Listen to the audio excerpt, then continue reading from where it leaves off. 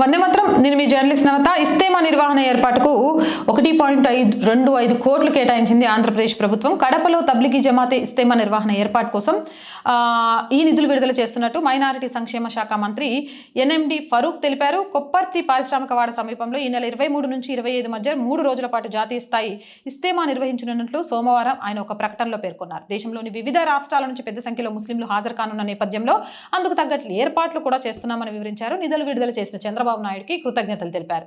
అయితే ఇక్కడ ట్విస్ట్ ఏంటంటే నిధులు ఇవ్వడమే కాదు, రాష్ట్ర ప్రవేశ పన్ను మినహాయించాలి. అంటే కడపలో నిర్వహించే జాతీయ స్థాయి తబ్లిగీ జమాతే ఇస్తమాకు వివిధ రాష్ట్రాల నుంచి వచ్చే భక్తుల వాహనాలకు రాష్ట్ర ప్రవేశ పన్ను మినహాయించాలని రవాణా శాఖ మంత్రి మండిపల్లి రాంప్రసాద్ రెడ్డిని మైనారిటీ సంక్షేమ శాఖ మంత్రి ఎన్ఎండి ఫరూక్ కోరారు. ఈ మేరకు సోమవారం ఆయన లేఖ రాశారు. అన్ని చెక్ పోస్టులలో రాష్ట్ర ప్రవేశ పన్ను నుంచి మినహాయింపు ఇవ్వాలి, భక్తులకు ఎలాంటి ఇబ్బందులు లేకుండా ప్రయాణం సాఫీగా సాగేలా చూడాలి అని విజ్ఞప్తి చేసిండ్రు. ఏందో ఇది, ఒక మతం నిర్వహించుకునే దానికి ప్రభుత్వం కోట్ల నిధులు ఇవ్వడం, ఏమంటారు ప్రవేశ పన్ను రద్దు చేయమంటాం.